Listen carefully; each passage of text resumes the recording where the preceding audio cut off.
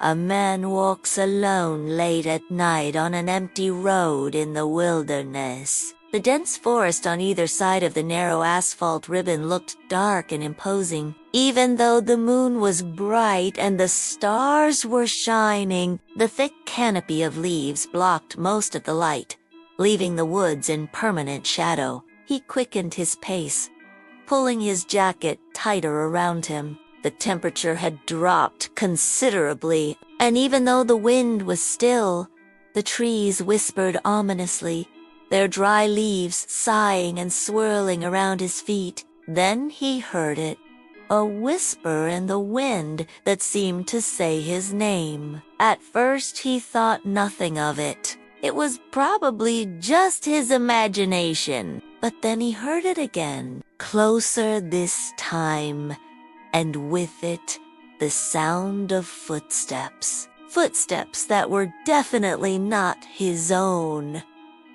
He stopped and turned around. In the flickering light of the street lamp behind him, he could see nothing but darkness and swaying trees. Relieved, he continued on his way, telling himself that he'd been foolish to think anyone would be out this late. But the whispers grew louder, the footsteps more distinct, and when he turned around again, he saw two dark figures emerge from the trees. They were tall and thin, and as he watched, they began to walk towards him, their footsteps silent on the gravel. Fear pricked at him, cold and sharp. He didn't want to run, but he couldn't help himself. Turning, he fled down the road, the dark figures gaining on him.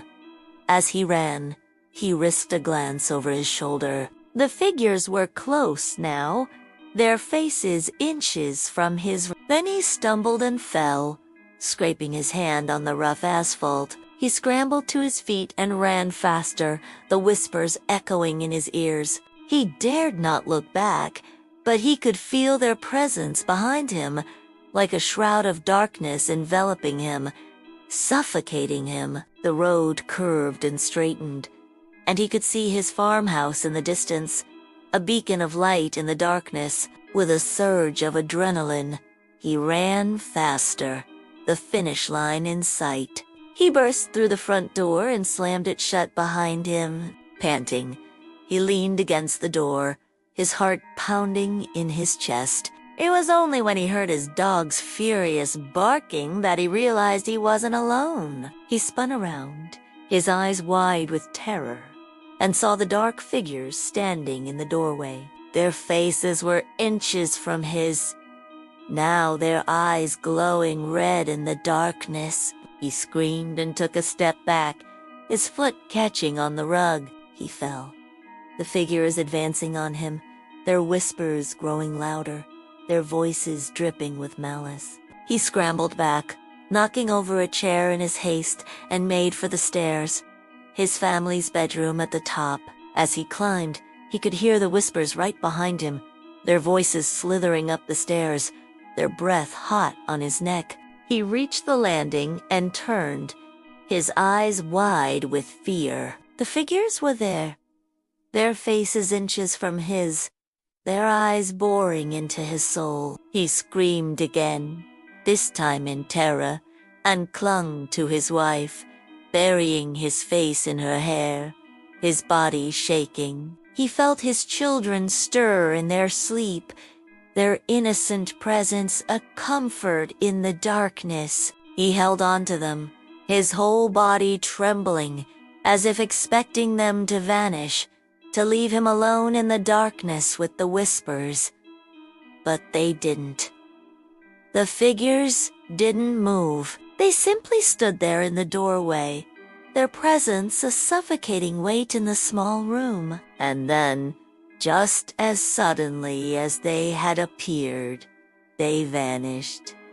The whispers faded, the footsteps grew silent, and the darkness lifted. He stayed huddled with his family for what felt like hours, his heart still pounding in his chest.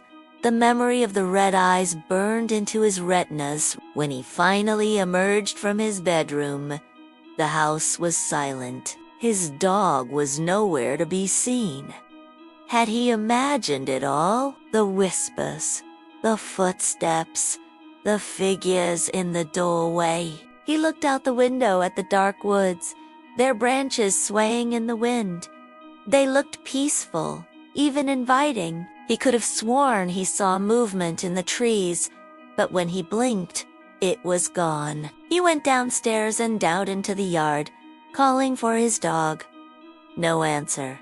Had the dog slipped out the door? But when he checked, it was firmly shut. He tried to shake off the unease that had settled in his bones, telling himself it was just a bad dream. But as the sun rose and the birds began to sing, he knew that whatever had come for him in the night was still out there in the woods, waiting.